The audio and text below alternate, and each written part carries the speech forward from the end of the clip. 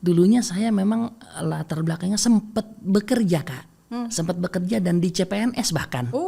Di Jakarta Utara waktu itu penyuluh pertanian.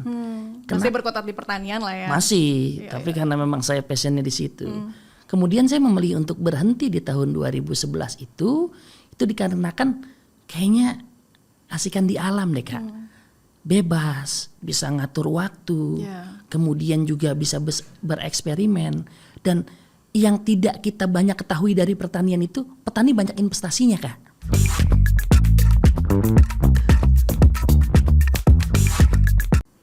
Halo Sobat Antara, ketemu lagi di podcast Antara Close Up bersama saya Nabila Karisti. Sobat Antara, mungkin banyak yang mengira ya kalau Jakarta ini kurang yang namanya lahan begitu ya untuk bertani. Tapi berkat sosok yang akan kita kenalkan di podcast hari ini, lahan pertanian, kemudian bisnis pertanian ini bahkan tumbuh subur di Jakarta. Nah, dia ini juga pernah dinobatkan sebagai Duta Petani Milenial 2021 dan juga Young Ambassador Agriculture ya di 2023. Dan kita akan langsung aja ngobrol aja, ini dia Ahmad Fahrizal atau yang akrab disapa dengan Bang Rizal. Bang Rizal. Apa kabarnya Bang? Baik, Kak Nabila. Iya, senang banget bisa ngundang Bang Rizal ke sini. Dan aktivitas terakhir berarti ini ya masih berkutat di pembibitan alpukat. Pembibitan alpukat di Jakarta. Boleh cerita mungkin seperti apa sih itu kegiatannya? Kalau di Jakarta, di Betawi itu nggak lengkap rasanya kalau kita nggak pantun Kak. Jadi betul. perkenalan dirinya pakai pantun ya. Ke terminal membeli sendal. Cakep. Cakep. Pilih-pilih di dalam kaca. Cakep. Perkenalkan, saya Rizal, petani milenial, salah satu petani dari DKI Jakarta. Wey, mantap. Ngomong-ngomong tentang pertanian atau alpukat Cipedak, awalnya saya memang dari akademisi pertanian Kak. Saya sekolah SMA terakhir itu di Sekolah Pertanian Jakarta, satu-satunya sekolah pertanian yang ada di Jakarta. Di Jagakarsa. Dan lagi-lagi saya tinggal, besar, lahir itu di Jagakarsa. Jadi anak putra Betawi atau putra daerah Jagakarsa wajib menjaga sumber daya genetik yang ada di situ. Iya. Begitu. Dan salah satunya itu ya alpukat Cipedak yang harus dilestarikan. Cipedak gitu. Dan yang melatar belakangi pertanian saya adalah hobi. Rasa senang saya di pertanian itu yang membawa saya kayaknya saya passionnya di pertanian deh gitu. Apa sih yang bikin itu jadi passion? Apakah misalnya dari kecil memang sering berkecimpung di dunia pertanian misalnya sama orang tuanya atau gimana tuh? Sebetulnya kalau berkecimpung enggak ya, karena dari orang tua saya udah enggak punya lahan pertanian Kak. Tapi karena masih ada lingkungan saya, lingkungan pertanian, jadi kalau anak-anak sekarang nyebutnya bolang ya Kak ya. Sering ke kebun-kebun, sering ke empang, sungai dan sebagainya. Sawah, gitu. Nah itu masa kecilnya bahagia jadi gitu. Ada cerita ya? Ada cerita dan itu yang melatar belakangnya saya passion di pertanian. Coba bisa cerita sama saya apa sih yang membuat itu jadi seru, jadi asik sampai akhirnya sekarang udah deh nggak melirik dunia kerja yang lain ya, udah fokus di pertanian aja karena saya mungkin kalau sebagai perempuan saya pribadi misalnya takut kotor, terus males sentuhan dengan tanaman karena mungkin bisa alergi dan lain sebagainya. Tapi kalau Bang Rizal sendiri melihatnya seperti apa? Experience-nya gimana tuh? Iya memang unik ya. Dulunya saya memang latar belakangnya sempat bekerja Kak. Sempat bekerja dan di CPNS bahkan. Di Jakarta Utara waktu itu penyuluh pertanian. Masih berkutat di pertanian lah ya. Masih, tapi karena memang saya passionnya di situ. Kemudian saya memilih untuk berhenti di tahun 2011 itu dikarenakan kayaknya asikan di alam deh Kak. Bebas, bisa ngatur waktu, kemudian juga bisa bereksperimen. Dan yang tidak kita banyak ketahui dari pertanian itu, petani banyak investasinya Kak. Banyak investasinya? Iya. Gimana tuh? Kan kalau kita tanam satu benih, satu biji padi kita tanam, itu kan beratus-ratus biji padi yang akan kita dapatkan. Itu belum bicara masalah cuannya. Yang kedua, kita tanam bibit alpukat satu biji itu bisa menghasilkan ratusan bahkan ribuan buah alpukat yang bisa kita panen di tahun-tahun mendatang. Itu kan investasi. Betul. Kalau kita pelihara ayam 2 ekor itu di bulan-bulan berikutnya bisa jadi 10 ekor, beranak bisa jadi pinak 100 dia kan. ekor gitu. Itu kan investasi kan. Dan bayangkan kalau itu kita padukan menjadi pertanian terpadu. Kecil tapi menarik. Small is beautiful. Itulah Jakarta dengan pertaniannya gitu. Keren. Apa jangan-jangan sekarang Bang Rizal juga memadukan itu dengan sumber hewani lah ibaratnya begitu dengan sumber dari tanamannya sendiri? Betul. Kayaknya nggak menarik ya kalau cuma bertani satu komoditas aja gitu. Jadi kita harus padukan antara pertanian dengan perikanan atau peternakan walaupun kecil sedikit, minimal kata Pak Presiden kita itu untuk menjaga ketahanan pangan keluarga. Yap. Kalau kita nggak bisa jaga ketahanan pangan nasional ataupun ketahanan pangan negara, minimal kita sudah membantu negara ini menjaga ketahanan pangan keluarga kita. Betul, keluarga sendiri. Iya, kalau orang lain beli cabai di warung, di supermarket, saya tidak usah beli cabai karena saya tinggal petik aja di kebun. Kalau orang lain beli ikan di tukang ikan, Tinggal kita cukup nangkep aja sendiri. panen aja Iya, gitu. Dengan lahan yang kecil, yang orang lain merasa itu tidak mungkin dibudidayakan di Jakarta, ternyata saya mungkin Kak. Di tangan saya mungkin, di tangan beberapa teman-teman petani milenial itu mungkin kok Kak. Ada perikanan di situ, ada sayuran di situ, ada pembibitan alpukat di situ. Tapi memang harus kita cermati, harus kita konsep dengan baik supaya pertanian ini presisi, tidak meleset ataupun tidak buang-buang modal gitu. Menghasilkan. Memang berapa besar sih lahannya yang dibilang kecil tuh? Lahan pertanian yang saya kelola di Jakarta Selatan, di Jagakarsa kurang lebih 1.000 meter Kak. Kalau di daerah mungkin kecil, kalau di Jakarta mungkin besar. Ya.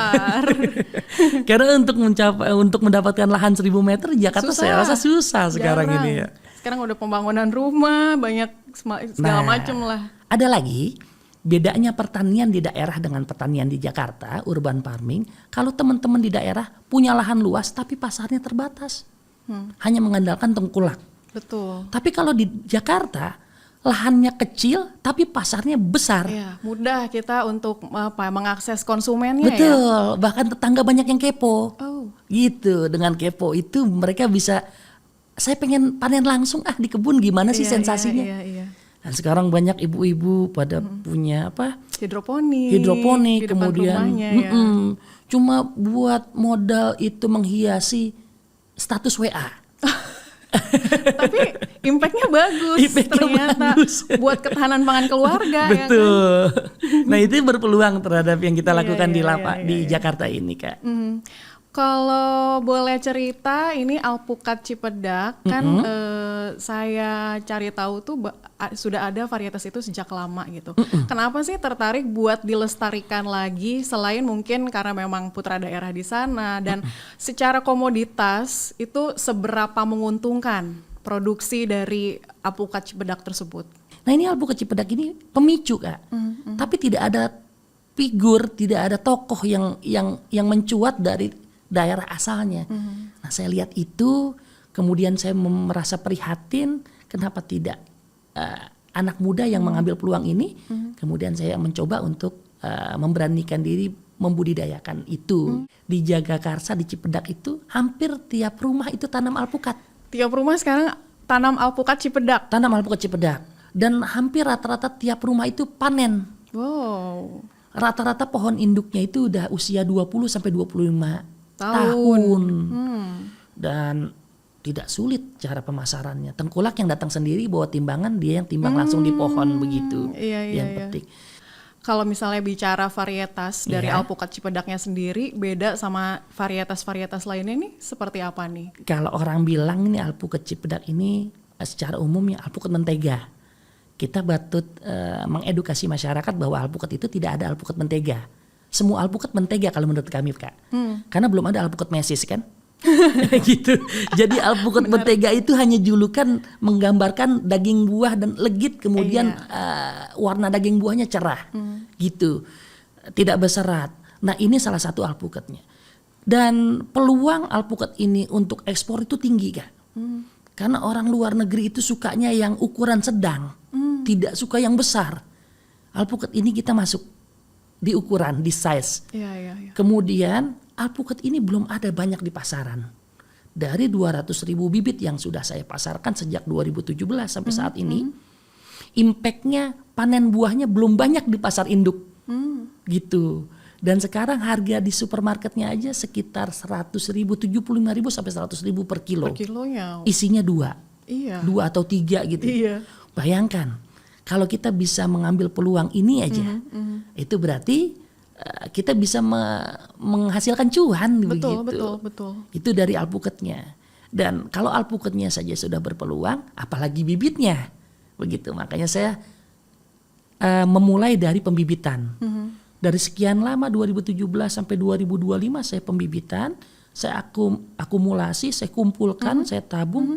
Kemudian saya mencoba untuk membeli lahan di luar Jakarta. Oh, di mana? Di Rumpin, Kak. Oke. Di Jawa Barat. Nah, itu saya arahkan, saya prioritaskan untuk produksi buahnya di situ.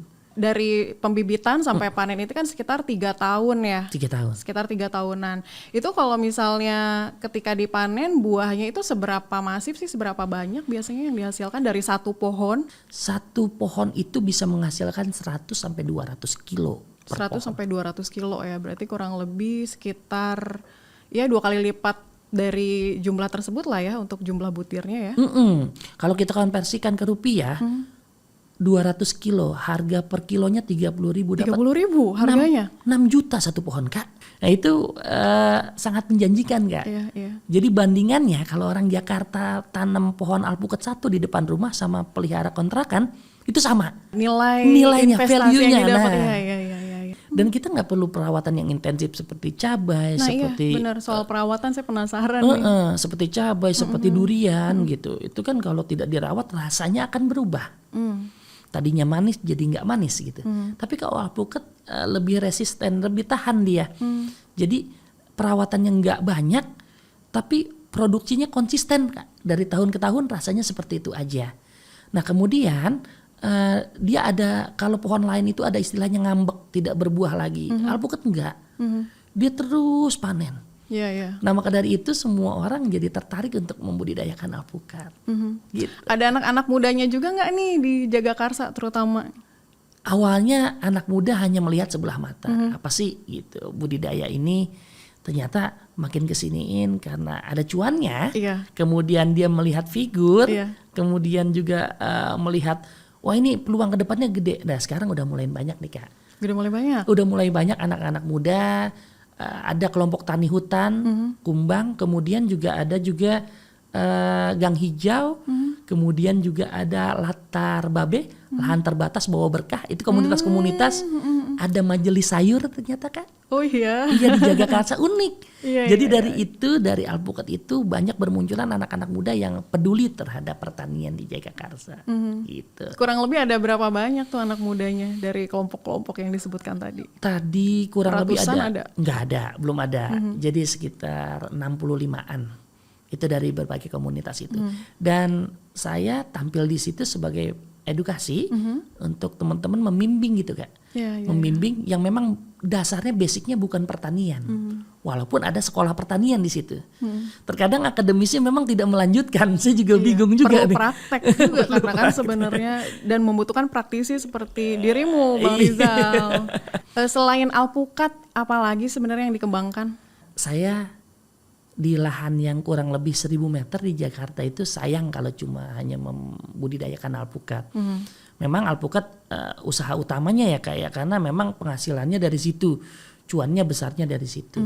Cuma saya melihat ada lahan-lahan kecil di pinggir, kemudian ada lahan-lahan di belakang saung gitu kan, di samping saung itu saya budidayakan cabai, kemudian saya budidayakan ikan lele.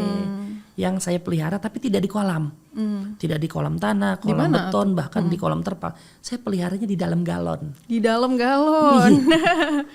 Kreatif sih. Iya. Tapi kenapa bisa terpikir untuk memelihara di dalam galon? Saya melihat satu effort yang luar biasa ini. Saya bukan bukan awal ya, atau bukan baru, bukan pemicu ya. Saya melihat di media sosial sudah banyak itu, Kak. Saya melihat lagi limbah galon itu banyak terbuang. Betul. Rasa ironi saya ini mau latar belakang kok kayaknya sayang gitu kalau dibuang, ini masih berharga gitu. Yang pertama, yang kedua keluarga saya juga butuh yang namanya asupan protein, Kak. Ya. Kalau saya hanya budidaya Sayuran alpukat, saja, misalnya alpukat saja. sayuran saja itu tidak tercukupi kebutuhan. Protein hewaninya belum nih Iya. gitu kan. Dan saya punya kebanggaan kalau hasil pelihara saya dimakan keluarga gitu, disukai keluarga. Akhirnya saya coba. Dan yang ketiga adalah mudah. Tidak memerlukan lahan yang besar. Kemudian banyak Daya tahan ikannya juga bagus. iya, kenapa saya pilih lele? Daya tahan ikannya bagus, perawatannya mudah. Kemudian bisa menjadi Sumber penghasilan baru? sumber penghasilan baru pasti. Tapi yang jelas ada hiburan lain di kebun gitu. Yang tadinya Biasanya main tanaman. cuma selang aja, cuma siram-siram, sekarang kita kasih makan ikan. Oh, ikannya gede gitu. Kalau tanaman itu kan pasif ya, tidak bergerak ya. Tapi kalau hewan itu kan aktif Iya, ya, benar, dinamis hidup gitu, dia. besar tumbuh gitu. Itu seru, Kak. Dan ternyata itu tidak main-main. Ketika saya usahakan, karena mungkin saya posting di media sosial, banyak yang ikut. Gitu, itu peluang baru. Nah, nanti cuan tuh. Iya, menarik. Tapi kalau bicara alpukat sendiri, tadi kita belum sempat membahas ini nih, benih yang sudah ditebar lah Iya. sampai ke seluruh Indonesia ada berapa banyak dari tahun berapa? 2000? 17. Dari 2017 sampai 2025, seramai apa sih orang-orang tertarik begitu dengan alpukat Cipedak ini? Di tahun 2017 saja, awalnya saya sudah 20.000 bibit. Sampai sekarang saya sudah akumulasikan sekitar 200.000 bibit yang sudah tersebar dari Aceh sampai Papua, Kak. Bahkan di IKN sekalipun itu sudah berbuah, Kak. Sudah berbuah di daerah Pasir, itu Kecamatan Pasir Pasir. Penajam ya? Iya, Pasir Penajam itu sudah berbuah. Nah, kemudian yang terdekat ini adalah teman-teman di Manokwari, Papua Barat. Itu udah tanam sekitar 1 tahun yang lalu. Kalau gitu saya pengen tahu nih, cara untuk membudidayakan alpukat ini seperti apa? Mulai dari mungkin pembibitan sampai dengan pemeliharaan, kemudian proses panennya begitu ya, sampai Pemasaran didistribusikan, seperti apa tuh? Jadi pembibitan alpukat ini kita pakai cara kombinasi.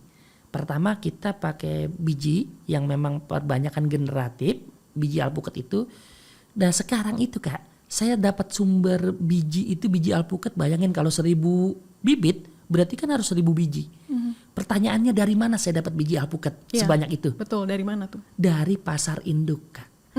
Karena Jakarta punya pasar induk, semua alpukat dikirim ke Jakarta. Tentu banyak yang oper cooking iya, kan, banyak benar-benar. kematangan kan. Betul. Dan dari kematangan itulah bijinya ternyata di pasar induk itu banyak pengumpul-pengumpul biji, Kak. Oke, berarti ngambil benihnya nih dari pengumpul yang ada di pasar induk. Kemudian ditanam. Ditanam.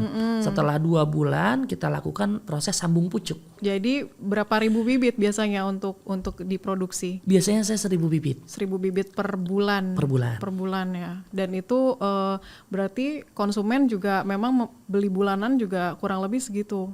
Bahkan lebih. Lebih. Nggak ada jaminan Oke. kalau pembibitan itu.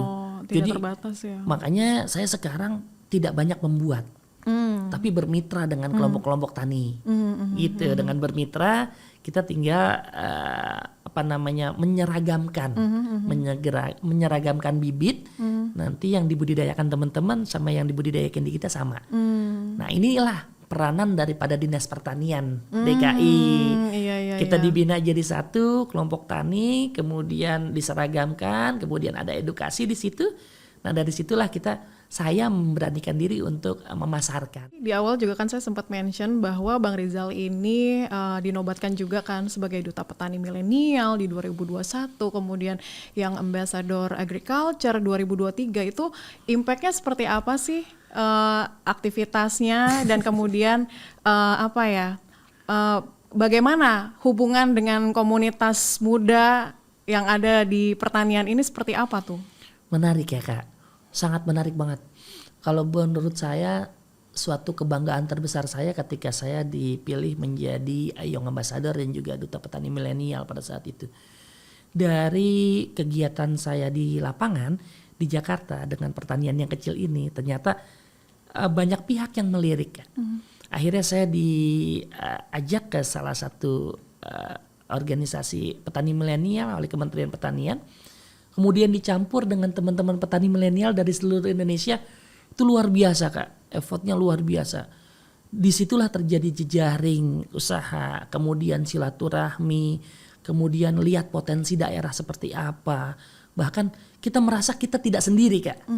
Banyak ternyata ada cewek, ada cowok, dan ternyata petani milenial, petani Gen Z itu cakep-cakep loh, keren-keren gitu. Iya. Nah, ini mematahkan pikiran kita bahwa petani itu dekil in the kumel. Petani nggak punya masa depan, nggak petani itu misalkan namanya juga kerja di lapangan gitu kan, jadi tidak memperhatikan mindset penampilan kita segala selama macam. ini kan begitu. Jadi dengan adanya petani milenial, petani young ambassador itu membuka mata kita bahwa petani ternyata keren-keren loh gitu. Iya. Petani itu ternyata mengasihkan loh, ternyata seneng loh, keren loh jadi petani. Enak juga nih jadi petani, dan ternyata yang kita rasakan di Young Ambassador itu. Dan eratnya dengan komunitas dari Young Ambassador sendiri seperti apa? Networking yang bisa dibangun bagaimana? Kalau awalnya itu ya kita ada edukasi untuk persiapan ekspor seperti itu, kemudian untuk ketahanan pangan, MBG dan sebagainya nih. Jadi teman-teman itu yang usahanya di bidang penyediaan bahan makanan itu langsung direkrut Kak. Kalau teman-teman yang berusahanya di bidang horti seperti saya di buah-buahan itu diadakan suatu pelatihan ekspor. Nah itu kita juga jadi tambah pengetahuan begitu ya. Kemudian yang selanjutnya diketemukan dengan buyer-buyer seperti pameran-pameran. Kemudian pameran internasional seperti yang ada di Jakarta, itu kita selalu dilibatkan. Dari situ kemudian kita dilatih Kak. Petani milenial, petani Young Ambassador dilatih untuk public speaking dan personal branding. Itu yang penting buat kita di era sekarang. Terutama buat pemasaran, kan itu ngaruh banget. Bicara Indonesia ini kan negara agraris dengan sumber daya alamnya yang melimpah ya, tak terkecuali di sektor pertaniannya sendiri. Tapi Bang Rizal sendiri melihat proporsi jumlah anak muda, petani muda dengan lahan yang ada seperti apa Bang Rizal? Apakah sudah memenuhi kebutuhan yang selama ini mungkin Bang Rizal selalu lakukan begitu, atau seperti apa? Karena kalau saya lihat nih di kampung-kampung begitu ya, petani-petani ya umumnya umurannya dari 40 ke atas pastinya. Itu seperti apa sih? Ya justru dari keresahan ini saya rasa negara ini sudah mulai resah juga, kementerian sudah mulai resah ya bahwa populasi petani muda itu makin merosot ya Kak ya. Karena minat generasi muda terhadap pertanian itu makin berkurang. Apalagi didorong oleh pengetahuan bapak-bapak petani kita bahwa jangan jadi petani seperti bapak ya, sekolah yang tinggi begitu. Jadi tanggapan itu kita sama-sama patahkan bahwa jadi petani ternyata mengasihkan loh. Betul. Jadi petani mengasihkan dan menguntungkan. Gitu. Kalau dijalankan dengan keilmuan gitu. Nah, dari peranan kita itulah makanya kita punya program yang namanya regenerasi petani. Kita masih butuh banyak lagi keterlibatan generasi muda dalam pertanian Indonesia. Karena pertanian itu masalah makan orang banyak itu nggak bisa sepelekan Kak. Betul. Lalu apa kira-kira berarti yang membuat para petani muda ini bisa muncul ya daya tariknya untuk menjadi seorang petani begitu? Apakah mungkin dengan inovasi teknologi yang mungkin dihadirkan atau seperti apa? Karena kan sekarang ini dunia serba digital, serba canggih begitu. Mungkin siapa tahu ya itu bisa jadi jalan buat petani muda. Saya rasa teknologi hanya menyumbang berapa persen dalam ketertarikan ya. Anak muda zaman sekarang itu butuh panggung Kak. Butuh effort ya, butuh pengakuan begitu. Jadi butuh figur. Ketika teman-teman muda petani itu banyak yang jadi influencer dan ternyata berhasil, nah itu menjadi daya tarik kita harapkan kepada teman-teman muda. Bukan dengan teknologi di awalnya, tapi dengan keseruan-keseruan apa nih yang bisa kita dapatkan kalau kita jadi petani milenial begitu. Iya. Jadi kita butuhkan itu dari presiden, mungkin dari Kementerian Pertanian. Mungkin itu cara memantik supaya mereka tertarik dulu begitu ya dalam dunia pertanian. Setelah menyelami dan akhirnya tertarik, mereka bisa lebih dalam dan akhirnya kita juga sebagai mungkin stok petani akan semakin bertambah, swasembada pangan, ketahanan pangan juga akan semakin bertumbuh gitu ya. Sama kayak awalnya kan gini, awalnya kita coba-coba, setelah kita coba jadi ketagihan begitu. Iya. Dan ternyata banyak temennya gitu, dan ternyata menguntungkan gitu. Dan apalagi nih dari Bang Rizal melihat sekarang ini kan Indonesia mencapai visi misinya untuk meraih Indonesia Emas 2045. Kalau di sektor pertanian nih relevansinya seperti apa tuh? Itu dia, makanya isu regenerasi pertanian itu memang harus kita percepat di sekarang ini Kak. Untuk mencapai Indonesia Emas di 2045, kita butuh anak-anak muda yang memproduksi sebagai petani. Karena tidak akan tercapai di 2045 Indonesia Emas itu kalau tidak ada stok bahan makanan gitu. Kita bisa swasembada dengan adanya para petani-petani muda yang sekarang ini kita bentuk. Gitu. Di 25 tahun yang akan datang bisa tercapai itu gitu. Dan ya betul, harapannya demikian. Semoga semakin banyak anak-anak muda kita yang tertarik menjadi petani karena ternyata menjadi seorang petani itu mengasihkan loh. Mengasihkan dan menguntungkan. Iya. Baik, terima kasih banyak Bang Rizal untuk ngobrol-ngobrolnya. Terima kasih banyak juga ilmunya. Dan terima kasih juga kepada Sobat Antara yang sudah menyaksikan podcast hari ini. Jangan lupa untuk menyaksikan podcast kami lainnya hanya di antaranews.com dan kanal YouTube Antara TV Indonesia. Saya Nabila Karisti pamit, sampai jumpa.